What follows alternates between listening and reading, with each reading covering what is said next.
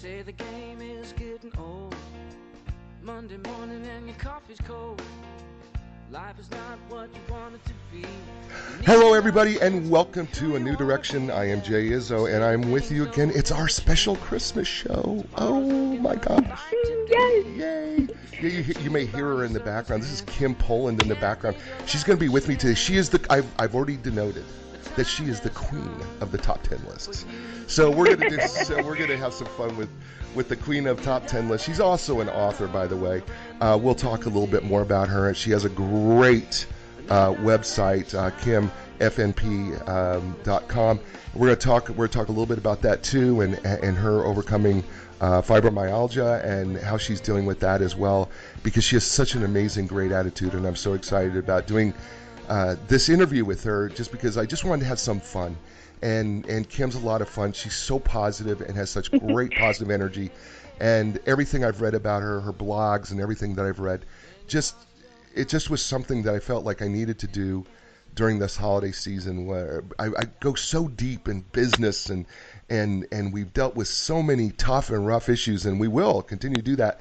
But I wanted to have a lighthearted show. I wanted to have a show where we could just have some fun and we could just chat and enjoy that, and Kim's going to do that today. But before we do that, we do what we do every week, right? We're going to check in with the 4 areas of your life, right? And I want to know where you're at, right? Because it's so important that you do this, not just weekly with me, but I think you should do it every day, where you check in physically, mentally, emotionally, and spiritually with yourself every day. Where are you at? And then, where are you going? And then how are you going to get there, right? Because the whole goal is that I believe that we are 4-part people. We are physical people. We are mental people. We are emotional people. And we are spiritual people. And so what I see those 4 areas like the 4 legs of a table, right? I put them on a scale of 1 to 10. So if you are a 10, the table's at the right height. If all those areas are a 10 or a 9 or an 8, it's easy to eat off that table because it's even, and it makes it easy to eat. But if, let's say, you're all 3s, well, now your table's so low, you're sitting in a normal chair, it's hard to eat off the plate. If your 4 legs are skewed, let's say you're a 3, a 7, a 4, and then maybe a 1 in an area, well, now you got an uneven table. Well, the plate's going to slide off the table. So that doesn't work. So let's check in. Let's start here physically. On a scale of 1 to 10, everybody. Physically, 1 being miserable, 10 being awful. Where are you at physically? How are you doing physically? Are you eating right? Are you doing the right things? I'm fighting a little bit of a cold here. It's typical. It happens. It's the time of year. But you know what? I still physically feel pretty good. I still feel like I'm probably a good 7.5. I'm not perfect, but I feel pretty good. I'm eating right. I'm maybe not getting into the gym like I want to, but I'm doing some of the right things. Right? The point of this is, physically, is if you're a 4, I'm not trying to get you from a 4 to a 10 today. I want you to get from a 4 to a 5. What do you need to do to change yourself to get to a 4 to a 5 today? Right? Or in the next day, in the next 24 hours, what can you do to change what you're doing physically, right? All right, good. You got that? Okay, there's your physical. Okay, let's go to the mental.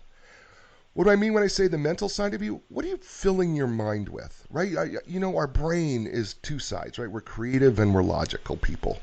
And so what are you doing to exercise your brain? And let's be honest. I don't care how old you get, and I don't care where you're at physically. You can always be improving your brain. That is the one thing that we can constantly keep working on. Even when our body, yes, as we age, our body starts to sag and fall apart a little bit. But the truth of the matter is we could constantly mentally be improving. So on that scale, 1 being miserable, 10 being amazing, where are you at mentally? What are you doing? Right? Are you reading good books? Are you reading the right things? Maybe you need to get rid of reading some things. Maybe you got to get rid of watching some things. Maybe you got to stop watching the news because it's depressing you. Right? Maybe you need to do some things to change it up a little bit. All right. How about the 3rd area, emotionally, right? And what do I mean when I say where are we at emotionally on that same scale of 1 to 10, 1 being miserable, 10 being amazing? Well, emotionally, what I'm asking you is, what is your emotional intelligence, your emotional quotient? Meaning, how well are you able to control your emotions, right? The one thing I tell people all the time is, you can control your emotions if you really want to. And I give this example to my psychology class quite often. I say to them, you know, somebody can kick me in the shin.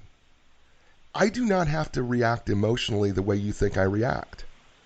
Right. I don't have to be mad at you. I don't have to be, I could cry. I could even laugh. I actually have choices on how I want to respond emotionally to anything, right? People would let their circumstances determine how their emotions are going to be. That's a choice, folks. There's two things I can promise you that you have a choice over, right? It's your attitude and it's your effort. And if you think about that in emotional terms, your emotions affect your attitude. So how well are you able to control your emotions in that scale of 1 to 10 right now? Not only that, emotionally, how well are you able to relate to other people's emotions? Guys, I'm talking to you too. I understand blue is a color, but it also can be the way we feel, okay? We can feel a little blue. Okay, so, but how are you able to relate to other people's emotions? Because that's all part of our emotional intelligence. Okay, so you got those three numbers, right? You got the physical, the mental, emotional. Then finally, the fourth piece. Where are you at spiritually? And you say to me, Jay, what do you mean? I don't believe in spiritual things. Well, the truth is you do. I promise you do. You believe in something, right? And you go, well, I don't believe in God. Okay, all right, listen, this show isn't about trying to convert you to anything. I get it. You don't believe in God. Some people do, though. And so if you do believe in God, and especially this time of year, the Christmas time of year, you know, how is that going for you? But I know some of you believe in goodwill. Some of you believe in karma. Some of you believe that you get your peace from nature or joy or stuff like that. How's that working out for you? Right? Is it really fulfilling you the way it should be fulfilling you? Are you really feeling settled and at peace with that? Right? So I ask those questions because, and be honest with you folks, some people even believe in, they try to say they don't believe in anything, but the truth is you have faith in something. I promise you do. You can't go in this world and not have faith in something. You just can't.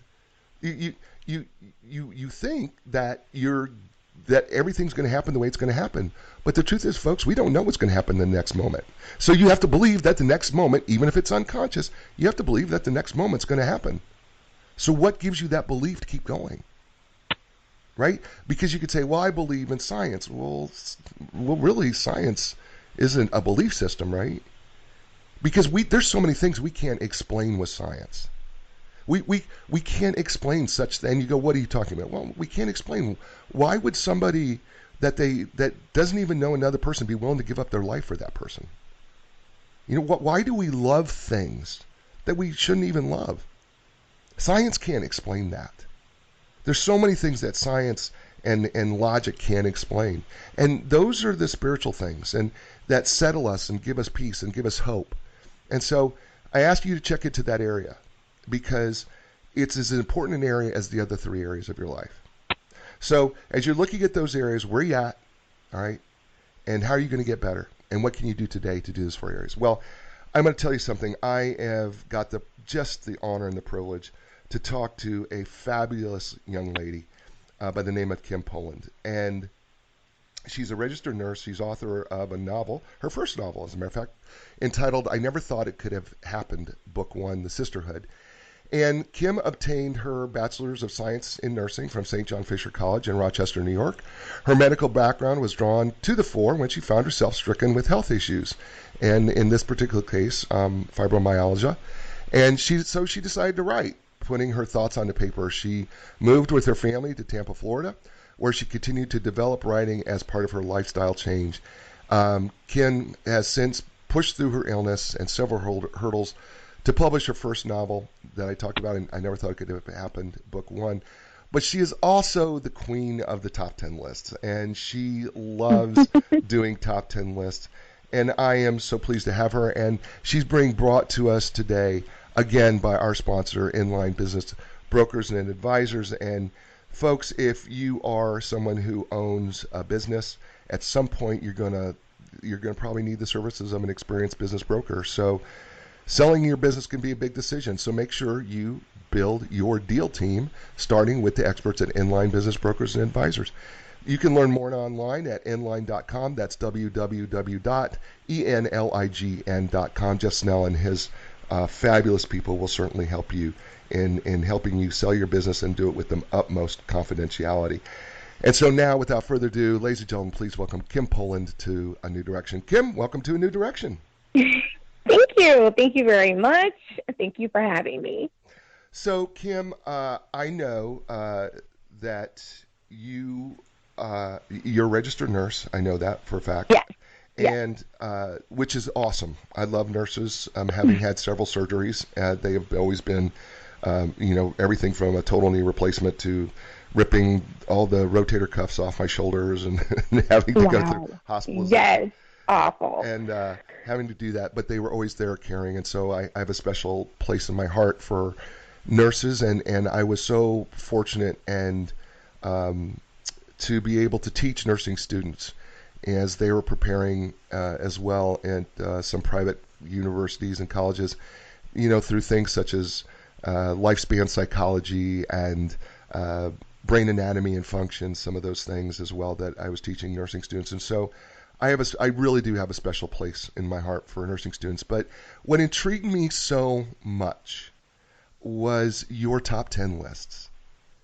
And and before we get into some of these fun, holiday top 10 lists, I want to talk about your fibromyalgia, because I don't think people know the disease well, and I don't think they don't, and I don't think they understand it. So, before we get into the top 10 list, help people kind of walk us through what you have to deal with in terms of fibromyalgia. Okay, so when I first found out about it a couple of years ago, not hasn't been that long, about 2012, when I found out about it. For me, I completely didn't know that much about it myself because, I had been going on for years and years with a lot of pain in my body. But when I was told that I had it, then I started doing more and more research about it. And then that's when I found out that it's an active nerve in the body that can cause pain. More pain than a usual person.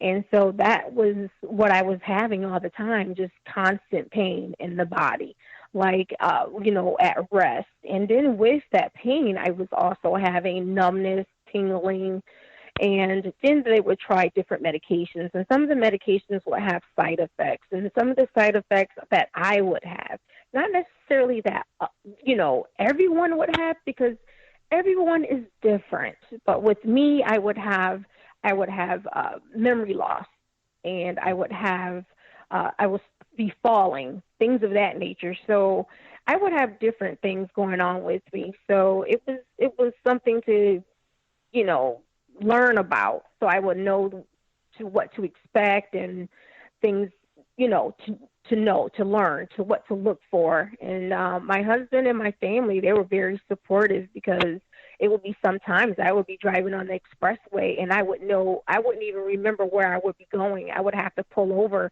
and ask my husband for directions on like how to get home or how to get where I was going, because I got to the point where my memory was it was not where it was supposed to be. And I would be in so much pain at work that I would just have to come home, and I couldn't do nursing anymore. It was, very debilitating. It's something that they are still doing studies on to try to learn more and more about the disease, because when they first start noticing more and more Americans start to have fibromyalgia, they started studying more and more about it. But for each and every person, it's different. The symptoms are different, but they do have classical symptoms of how they diagnose you. But for me, it was I went through a lot, but my family was very supportive of me while I went through what I was going through with the everyday pain. And when I say everyday pain, I mean pain on a scale level of almost 10, where I would end up in the hospital because of so much pain and things of that nature. So, and then I would find out at a young age I was like in my 20s, and I had a small hip fracture, and the doctor would think, oh, how did you get that? Did your husband hit you or something of that nature? I was like, no, I was falling and probably maybe got it from, maybe from that, but no, it wasn't that. It was like the calcification of the bones or something had happened to me. And I was like, well, that's been there for a while. So I wouldn't know where bumps and bruises and things would come from. But I know that it was a lot of pain, and no one knew what kind of pain that I was in. Just only I knew what the type of pain that I was in. So it's a very debilitating disease if you're trying to work and you're trying to actually deal, because sometimes you really can't get into the bed. You really can't get out of bed every day. So. Yeah, so one of the things, in my study, I was doing some studies of fibromyalgia and, trying to learn about it. And first of all, it's a much more prevalent disease than what we recognize. We talk about so many other things. We don't talk about fibromyalgia that much. You see it occasionally on a commercial here or there where there's some new medication or something that they're putting out for it. But I do know that it's kind of a 6-to-2 ratio, women to men. So basically, when women get it, and it could happen. It can come on in any age. By the way, it doesn't have to be something that you get when you're older or get when you're younger. It could happen in any time. And we really don't know a lot about the onset or whys very much about it. But we do know that people will wake up with incredible stiffness sometimes, but it's the overall pain that the nerves are just firing at such a high level that it's just a crazy amount of pain. And one of the things that really intrigued me about your story was that you have such an amazing positive attitude despite living with this disease. So how did you get this attitude? Because a lot of people, sadly, I've seen people who go through whatever their circumstances are, and I'm not trying to belittle anybody's circumstances here. Please don't. I don't want anybody to hear that. Right. But I know that you have to deal with something. How do you maintain your positive attitude as you're dealing with this disease? Well, sometimes for me, when it first began, it was really hard because you can go into depression, and then but after that, you lift above that, because I call on a higher person. I call on God to bring me through. I'm very spiritual. My family is very spiritual, and we believe that God, He's a healer. He can heal. He can heal any disease, anything. His will be done. I mean, he can let the blind see. You know what I mean? He can cure cancer. Sure. He can do whatever. So knowing that, you can just, it doesn't matter. I mean, if you wake up every morning, that's a blessing for us. Sure. So for me, I just thank God I'm still here, because at this age right now, the age that I am, I have my family, I have grandchildren now, even though I'm, and so I just thank God for it. And I just live my life and just be happy, because there's so many people that's not here. There's this, and I'm just a bubbly person, because if you cry alone. If you laugh, the world laughs with you. Mm. So it's just my choice to be happy. It's just my choice. See, I love that. God gives us God. He's not a God of fear, so that's my choice, to be happy. See, I don't think people understand that. I try to explain it in the 4 areas of your life, right? That really your emotional happiness is a choice, regardless of your circumstances. Right. And I don't think people really wrap their minds around that whatever is happening in your life, no matter how bad things are or can be, you still have a choice on, what your attitude is going to be today. Right. And you made that choice, right? I mean, right. Admittedly, your faith has clearly been a huge part of that and helps you, but you still make a choice every day. Because I'm going to tell you something. I know the most spiritual people in the world, right? And yet, circumstances can drag them down. And again, I'm not judging them or chastising them for that. But I also Right. know that we ultimately have a choice on how I'm going to live today, or I'm going to live this moment. And Right. the thing that was so beautiful about the things that I've read from you in terms of your blog and other excerpts that you've done is that it seems to me that every day you make a choice that you're going to be happy and you're going to try to do something good for someone else. Yes. I try. I try because you never know when your time is up. Right. Right. It doesn't take that much to smile. It doesn't take that much to tell someone hello. It doesn't take that much to help someone cross the street or help them with their bag or whatever. Right. Life is short. God is love. We should be love. He wants us to show that love. Right. And so I teach that to my kids. My husband teaches that to the kids. We're going to teach that to our grandkids when they're older. They're babies now. But it doesn't take that much. No, it doesn't. No, it doesn't. I've said all along that, it really doesn't take much to inspire other people. I'm really big as a speaker and an author and as a consultant. I am really, really big on it doesn't take much to inspire others. It's amazing during this holiday season how we're supposed to be so happy and joyous, and we get so caught up into the wrappings and the presents and the getting from here to there and family and all this type of the things that we do that we feel stressed, and that's not the point of this, of what we're supposed to do. And so sometimes what happens is we're so caught up in what the next thing we're going to do is we forget that there are people who are serving us, as we go through these stores and shopping malls or wherever we're shopping, that that they're working. And I don't know how somebody has treated that person today or what their circumstances are. And I try to be so conscious, and I think this is what you're saying. I try to be so conscious of smiling, engaging, being patient. I think that's the biggest one, right? Is to be patient. Yes. You hit the nail on the head. Being patient. I couldn't have said it better myself. I was in the store and this lady behind me, she was just like, I can't be patient.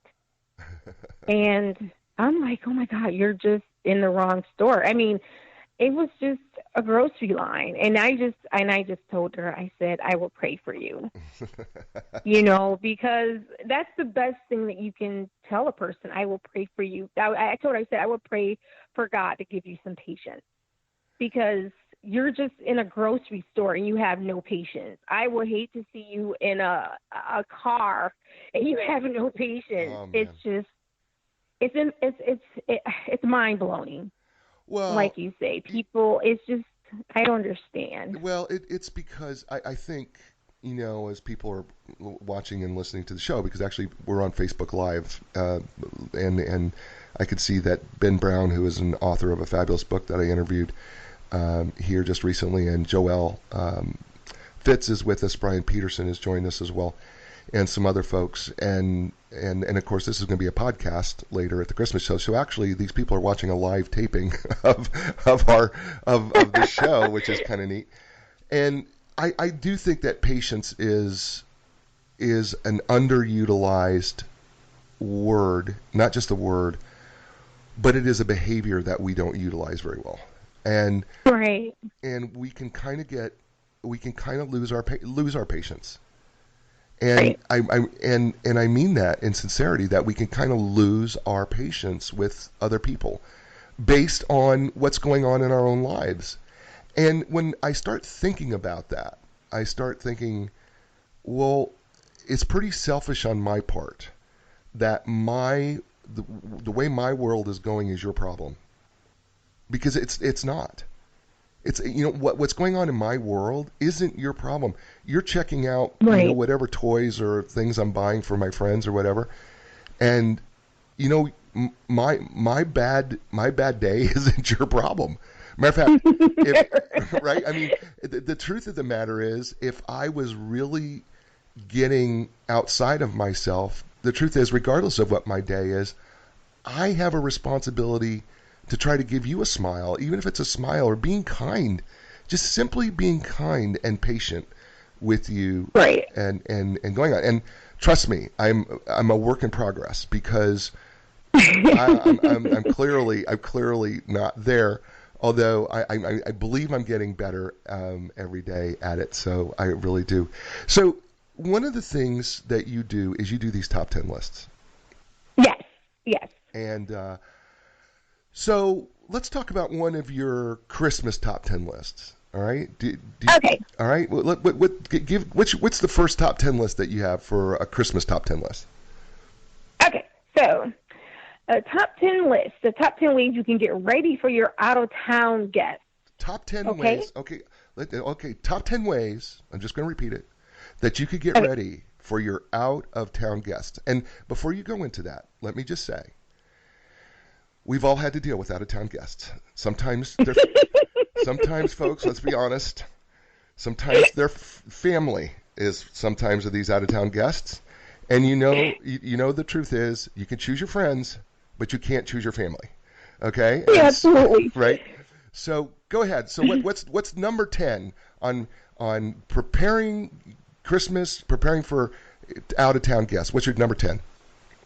Okay, so number 10 is, okay, so maybe, oh my God. Okay, so I should have did it the other way. Okay, so number 10, you want to create a guest list, know how many people are coming. Okay. That's number 10. Okay, so Okay. know how many people. So we should know how many people are coming. I mean, that's good. Okay, yeah, that makes sense. Yes, Right. yes. We want to create that guest list, okay? Okay, and does that mean Okay. that we should go? Should we go into that, like, all right, that it should be just more than the names, right? We should kind of know some of their quirks and. Oh, we're gonna get there. Oh, We're okay, gonna okay, get okay, sort I'm of being there, okay? I'm impatient. Okay. Okay, you're right. So, I'm impatient. Okay. Number nine. Number nine. We're going to mark the date of everyone arrival on the calendar or a planner, and we're going to set those reminders on our phone to keep us updated. Because, some people might not arrive on the same date. You know how some people arrive early and some people arrive like midweek or something like that. So you want to set that reminder on your phone to keep you updated, okay? So this isn't the Christmas vacation list where everybody kind of shows up at the same time like they did in the movie Christmas Vacation. You got people. Yeah, you got stragglers. We got people showing up like days before Christmas. All right. That's number 9. All right, number 8. Okay. So go shopping for inexpensive gifts. So if you're not certain what a family member may like, gift cards are always a great idea. Oh, great idea, right? The gift card. Yes. So do you? Yes, the gift card. Do you think that, like, I mean, is gift cards kind of like an easy out? Yeah, it is. But if you know that person and like, if they like movies and stuff like that, okay, buy them a movie gift card, Oh, got it. But yeah, it's an easy out, so you don't mess up anything else, okay? Yeah, so, okay. yeah, it's an easy out. Okay. Okay, so. Number 7? Number 7, you want to check with family members of any food allergies, because this can ruin a whole entire family occasion. Yes, it can. Make sure that nobody's allergic to peanuts because right? Yeah, right. Or shrimp, right. Or you have the shrimp out, right? And I had true. And somebody's allergic to shellfish. Yeah. True story. My uncle, God rest him, he was so allergic to shellfish that I mean he couldn't even smell it, and he would, oh wow, yeah, if he smelled it he would, I mean he was miserable, and so we would go. Everybody in my family loves seafood, everybody, And my uncle even would go fishing, and I'd go fishing with my uncle in the ocean with my uncle and my grandfather when I was younger. And but they'd go out. My mom would love to go to seafood restaurant. My uncle would stay in the car because there was no way he would walk into. So okay, that's a good one, right? Check your menu. Okay, check your menu. Okay, good for you. All right, check your menu. Okay, what are we at, 6 here? 6, yes, at 6. So prepare the room a few days before arrival with a small basket or holiday bag that you have brought while shopping for inexpensive gifts. Have it filled with welcome home leisure items such as furry socks, or if you live in a warm climate, stock up on flip-flops or stainless steel straw bottles, a cozy blanket, a relaxation pillow for the plane ride home. So little things like that for each room, for each guest that when they come. So they have like a little, welcome home holiday basket. Oh, that's a cool idea. I never, I think we kind of take it for granted that people are going to be well prepared, for our climate. Yeah. Because I live in North Carolina, and I think you live in Florida, and I live in North Carolina here, and when sometimes my family has dropped in, and I noticed that they were not prepared because they come in the summer and they weren't prepared, but in the winter, my climate here can be anything. I can have snow one day and then it's 70 degrees the next. So, right. Okay, that's great. And, I like that, having a little bit of a gift basket, kind of little things that make sense for your climate so that they can be comfortable. Okay, I love that. Okay, and by the way, before we get to number five, I need to do this because this is important to the show. I need to tell you that Miss Polland and A New Direction is brought to you by Inline Business Brokers and Advisors. And Inline Business Brokers and Advisors have helped literally thousands of clients in the sale and purchase of businesses. When it's time to sell your business, contact the professionals at Inline Business Brokers and Advisors. You can learn more online at inline.com. That's www.enlign.com. And we are talking with Kim Polland, and she is the queen of the top 10. She is a fighter, not just a fighter and a survivor. She is a perseverant, happy person who lives with fibromyalgia day after day, and she's doing this fun little top 10 list of preparing for your out-of-town guests at Christmas. And so we've gone through the first 10 through 6, and so we're going to do number 5. So what's number 5, Kim, on your list of preparing for out-of-town guests at Christmas? Okay, so you want to set up each room for each guest with an LED essential oil diffuser. This keeps the room at its zen mood at all times. So see if you got like a little baby or a toddler and you want to like take a time out and you want to relax or even relax yourself. Then you have like an oil diffuser in the room and you can choose like a comfortable oil, and it's just like a zen mood, and it's relaxation. So that's always nice to have in each room that you can use for your guests too. So that's pretty nice. You know what, people, again, I'm as a psychology professional, people underestimate how smells affect us. Right. I love them myself. I love the oil diffusers. Those are so nice. Yeah, well, but if I tell people, okay, have you ever smelled a rotten egg? What does that do to your sense? Right? I mean, it doesn't take long. You kind of go, oh, yeah, that's not good. But then, have you ever smelled people? Okay, people, listen to this. Have you ever had that smell of lemon zest come through the kitchen? Yes. Like when I cook, I love cooking, and one of the things I cook is lemon chicken piccata. And when people smell that lemon zest, you could just see the brightness on their face. Right, when they do that, and I think these oil diffusers, and I'm a big fan of them, by the way, and I don't use them nearly enough, but they really do set the mood and they set the tone, and they can be very relaxing. Different odors and smells can be very pleasant to folks to do that. So that makes a lot of sense. That's number 5. Okay, what's number 4? Okay, make sure you have tried to prepare a little a little of what everyone likes to eat, so you wouldn't have to leave anyone out of the holiday season. So a good way to do this is like if you contact your mom or your grandma or your aunts or uncles, be a little bit nosy when you contact them prior to like the holiday season and find out what little Timothy likes to eat or what, Aunt Jen's like to eat. So you have a little bit of what they like. So if you don't want to prepare it yourself, you can always have it catered in for them for the Christmas dinner, so no one feels left out of something that they like to eat. Because I know with my family, some people don't like to eat this and they don't eat that. So you can always have something catered in for the ones that don't like a particular meal that you eat. So that's a good way to include everyone in for dinner time.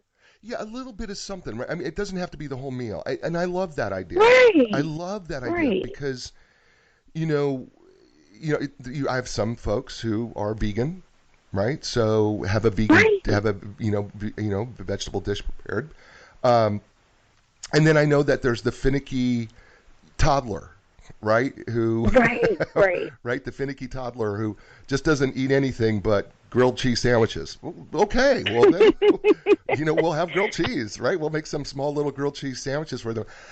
I love that idea, and I occasionally cater and have cooked for large parties, and it's a hobby. It's not a business. It's a hobby. So folks, if you're going to contact me to be your caterer, it's a hobby thing. Okay, it's not a profession. But one of the things that I have found is when I found one of the fun things to do is if I am catering for a family and they have small children, is to find a way to get the children involved in that, because they get to create their own food.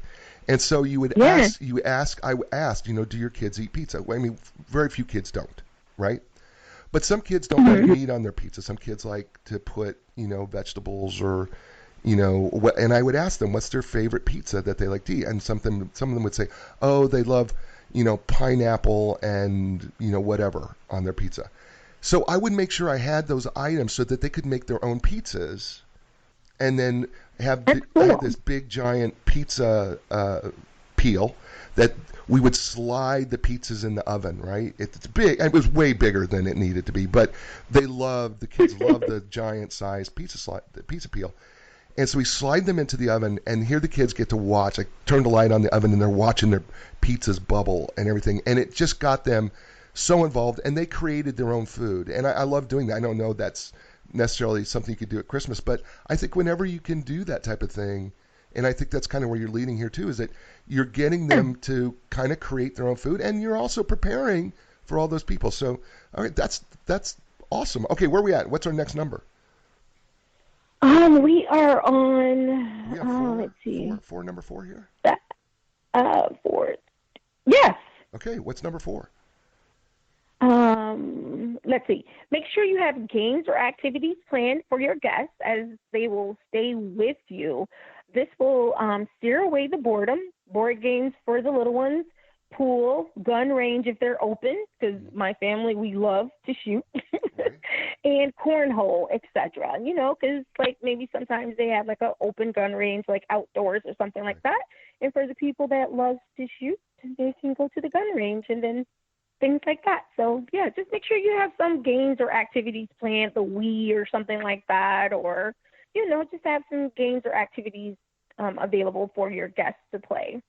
One of the most old-fashioned things that I still think work, along with that, right? Because I believe that you should have board games and things that are available. I totally agree with that, and because we can only catch up on conversations for so long, right? But one of the activities from my childhood that everybody who would come over still got involved with was putting those 5,000 piece puzzles together. Yes, I love puzzles. Right? We had this one table. It was the puzzle table. And the puzzle table had all the pieces scattered out, right? And, we were building the outside first, right? And you're trying to fill in. And it's amazing how people will stand around that table and pick up a piece of a puzzle, right? And put it in. And they'll do it day after day, by the way. Right. Right? Because they'll do it. But I think that's so, have activities planned, right? And I love the idea, yeah, you could do. I have a friend who loves to go skeet shooting, and so he has skeet shooting, and even if you don't know how to skeet shoot, and it's kind of a fun thing to do, it can be a really fun thing to do, and so he would do that. And then some folks, like you said, cornhole, if you have the weather to do it, cornhole is a really fun way to spend some time and make a little competition. I would even say, maybe think about having a couple prizes for the cornhole champion of the week or something like that. But yeah, I love that. That's great. Have your activities planned. Okay, that's number 4. We're talking to Kim Polland, by the way. She is just absolutely has the best attitude in the world. She lives with fibromyalgia. She is the queen of the top 10 list. She's also an author. She's, matter of fact, writing a second book and based on her first novel. And she is working on trying to turn her first novel into a movie as well. And by the way, if you want to find what Kim's writing about, because she writes about so many different things as part of, giving back to people, you can go to kimfnp.com. That's kimfnp.com. The name of her blog is called A New Day with Fibromyalgia with Kim Polland. And it's just a fabulous read. For people who want to do that. And we're talking with her, because she's the queen of top 10s, we're talking about how to prepare for out-of-town guests at around Christmas time. And so we've got 3 left. So what's number 3 on the list, Kim? Actually, we only got 2 left. Oh, okay. I thought we did number 4. Okay. All right. What do we have? What's number 2? So make sure every guest room and bathroom is prepared for guests. So that means toilet paper, stock up on that.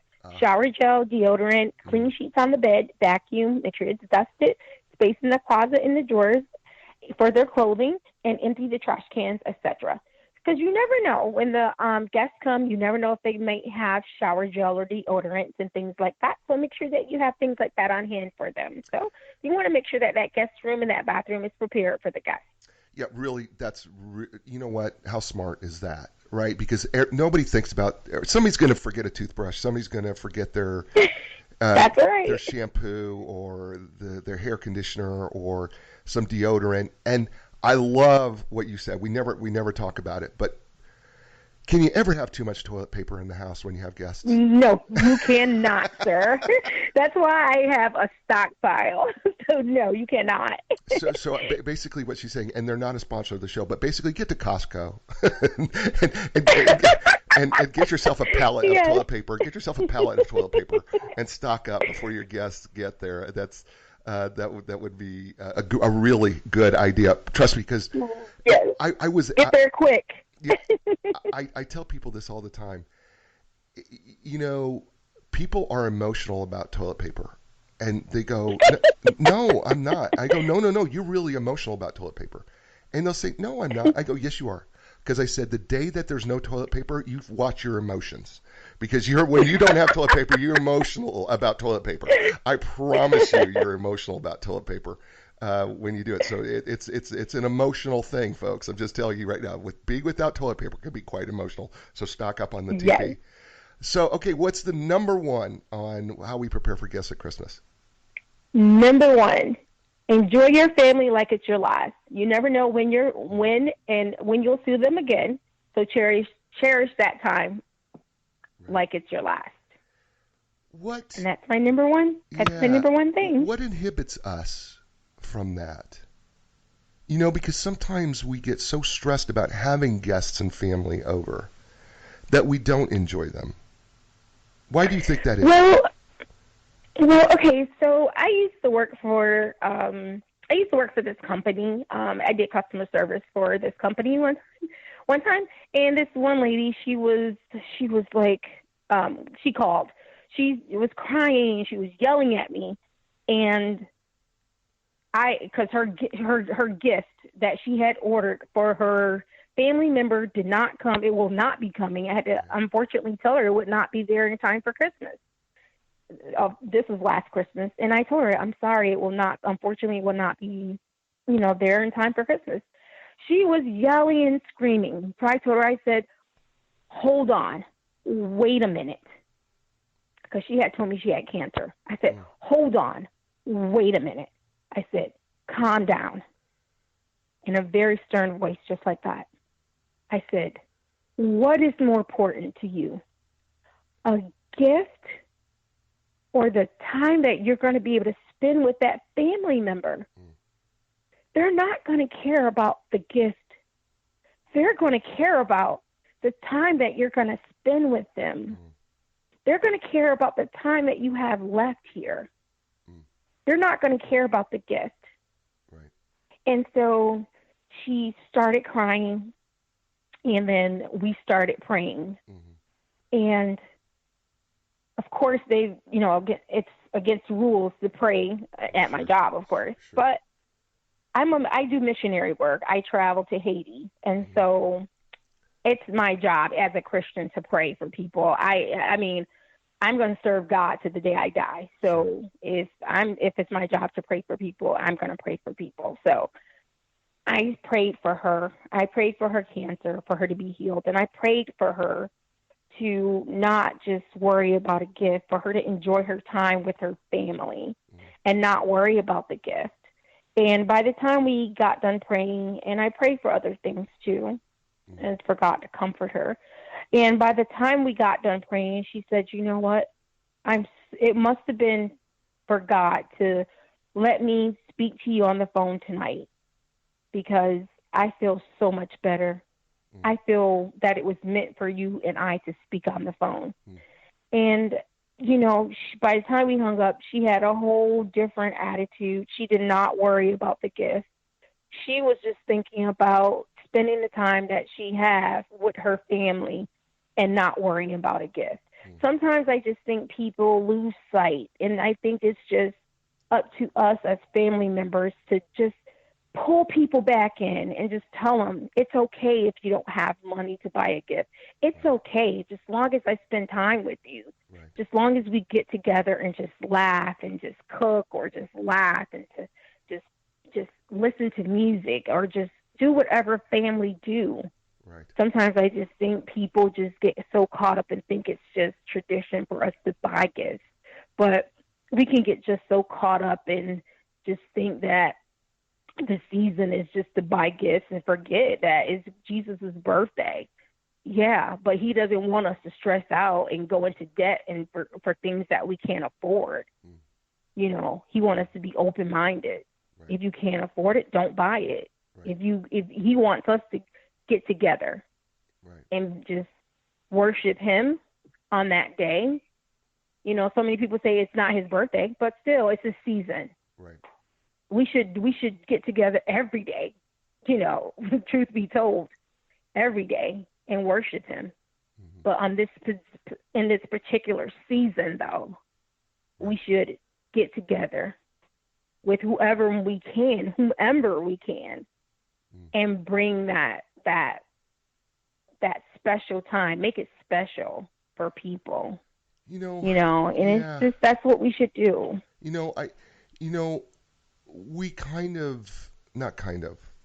the truth is we get so caught up into the gifts, the physical gifts that we give, right. In terms of the material gifts, I should say, not physical, the material gifts that we give.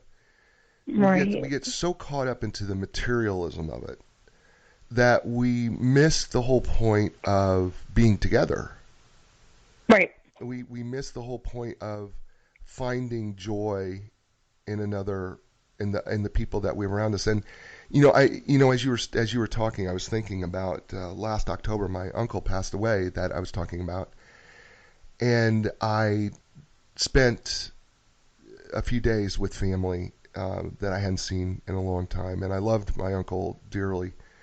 And sadly, I didn't spend as much time with him as I wish I would have. And I think it's because and I said this at his funeral, you always think you have one more day. You always think that there's just one more day. And we don't think first. It's not our first thought to think, this could be the last day. And I don't want this to sound morbid, because I don't mean it to be morbid. I mean it that it should challenge us to cherish every moment that we have with family or with friends, or even, Kim, you and I are new friends today, right? Right. And I'm really cherishing this moment with you. I want you to know I really am, because Oh, you thank you. you Me are as well.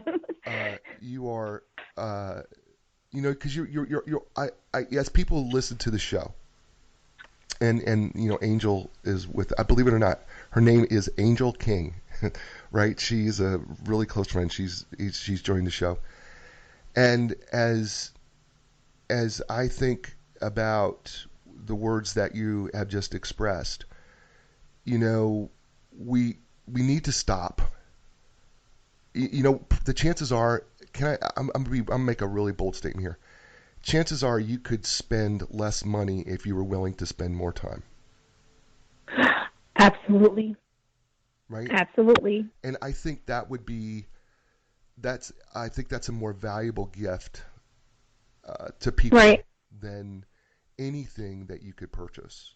And I Right. think and I'm glad that's your number one, by the way. I'm glad that's the number one on your list, because Thank you. it's really, really a powerful statement of being able to say, yeah, I know we're cooking, and we get stressed out, or the string beans burning, or did the mashed potatoes get a little too soggy, and I put too much milk in them, or I overcooked the turkey, or whatever.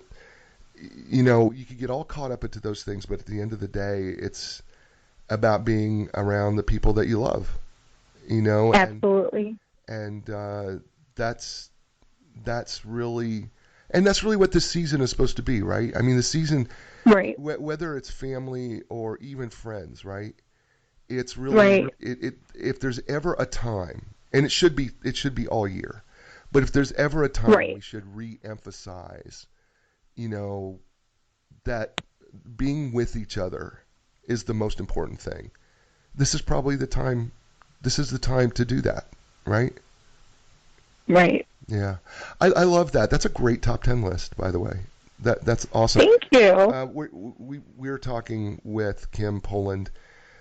She is the queen of the top 10 lists. Matter of fact, you can steal that too, by the way, if you want to, and if you want to put that on. If you want the queen of top 10, you tell Dawn Curtis that I said that she needs to pitch you as the queen of top 10 lists. Okay, you tell Dawn that I said to Okay. do that, because I've Okay. seen some of your other top 10 lists, and they're really, really they're great, and really they're thought provoking, and they're also practical. I mean, I think every one of the things that you went down on your list is so practical and makes so much sense. So I really, really, I love them. I love that top 10 list. So let's do, for a quick review, let's go through just the top, let's go through those top 10 lists from 10 back through, so that everybody could just get a summary of those, and I won't interrupt you. We'll just you just go 10 through 1, and give those out again. Okay. Okay, let's go ahead. Start number 10. Okay. Okay. So create a guest list. Know how many people are coming. Number 9. Mark the date of everyone's arrival on a calendar on Planner.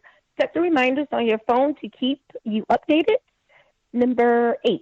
Go shopping for inexpensive gifts. If you're not certain what a family member may like, gift cards are always a great idea. Number 7. Check with family members on any food allergies, because this could ruin any family occasion. Number 6, prepare the rooms a few days before arrival with a small basket or holiday bag that you had brought while shopping for inexpensive gifts. Have it filled with welcome home leisure items like furry socks, or if you live in a warm climate, stock up on flip-flops. Let's see here. Or a relaxation pillow or a blanket for the plane ride home. Number 5, set up every room for each guest with an LED essential oil diffuser. Keep the room at its zen mode at all times. Let's see, what number are we at? 4. 4. Make sure you have tried to prepare a little of what everyone likes to eat. You wouldn't want to leave anyone out this holiday season. Number 3, Make sure you have games or activities planned for your guests. As they stay with you, this will steer away from boredom. Board games for the little ones, pool, the gun range, for if it's open, cornhole, puzzles, things of that nature. Number 2, make sure every guest room and bathroom is prepared for guests. Toilet papers, stock up on shower gel, deodorant, shampoo. Make sure you have clean sheets on the bed. You have vacuumed, dusted, space in the closet and the drawers for their clothing, and empty the trash can. And number 1, the most important of the top 10 list.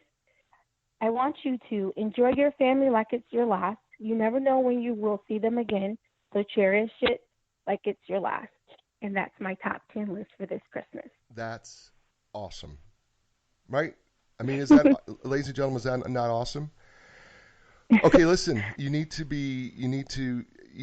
I would say this is a great list, not just at Christmas time. This is a great list anytime you have out-of-town guests. I would say that this list is practical year-round because you can have out-of-town guests, and I think this is I love that practicality of this list. We're talking with Kim Polland, and the queen of the top 10 list. She is also an author, and she has written a novel entitled I Never Thought It Could Have Happened, Book 1, The Sisterhood. And she is also working on a second novel, as well as working on a screenplay for the first one here. And Kim loves to bake. I can tell you this. She loves to bake goodies in the kitchen, and she loves to garden. She does missionary trips to Haiti, which is awesome. Thank you for doing that. She likes to go fishing, and she likes to learn different languages. And by the way, I do the same thing, but I'm stuck in Italian right now is the language that I have really focused on and tried to really learn well, is one of the languages that I love to learn. And in Italian, we say Buon Natale, right, for Christmas, which means good nativity, right? Buon Natale. And so Buon Natale to you. I want to thank you for being on the show. You've been thank you. You've been a marvelous guest. And, I never know, how, a show like this is going to go. I really don't. But I told you before we started, I said, we're just going to be in my kitchen, and everybody's going to be gathered around.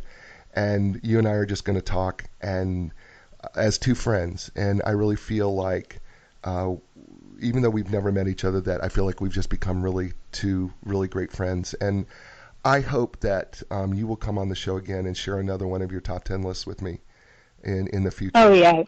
I would love to do that. And by the way, if you want to read more of Kim's writings, she has a blog entitled A New Day with Fibromyalgia with Kim Polland, and she's one of the happiest people in the world because she makes a choice to be happy. And that's so powerful, folks. And if you want to go and find out, learn more about her, it's www.kimfnp.com. That's Kim, KIMFNP.com. And she just does some wonderful writing. If people also want to can they get a hold of you? Can people get a hold of you in some way? Is there a way that they can do that, or? Yeah. Well, they can follow me on Twitter at Kimmy Polland. Oh, at Kimmy Polland. Okay, cool. And is that Kimmy Polland? Kimmi Polland. Okay. All right. Cool. Yeah, they can follow me there. All right. Are you on Facebook too, or no? Yes, they can follow me on Facebook too. They can follow me at Facebook at I Never Thought It Could Have Happened. Okay. I never thought it they could can follow me there. Okay, awesome. That's fantastic. Kim, will you stay on with me a little bit as I close the show? I sure will. Thank you very much for having me. Thank you so much. Folks, that's our show for today. Listen, I can't thank Kim enough, and I know this is the holiday season, and so I would be remiss in not wishing you all a very Merry Christmas and a Happy New Year, and enjoy your time with your family and your friends this holiday season, but do it every day because it's inspirational. And you know that I am one who believes in inspiration. I believe that we have the power to inspire others. And when we inspire others, they can in turn inspire other people as well. And if we're doing that every day, we can really make a huge change in our world. if we choose to inspire. So inspire someone today. I will see you soon. I will talk to you after the holiday season. All right. So until then, Merry Christmas, Happy New Year. Ciao, everybody. Merry Christmas. A new direction, a brand new day. A new direction, things are gonna change. You can find the strength to go a different way, yeah. The time has come. Your dreams will take you places you have never been before. Find your passion, find your strength. Don't worry.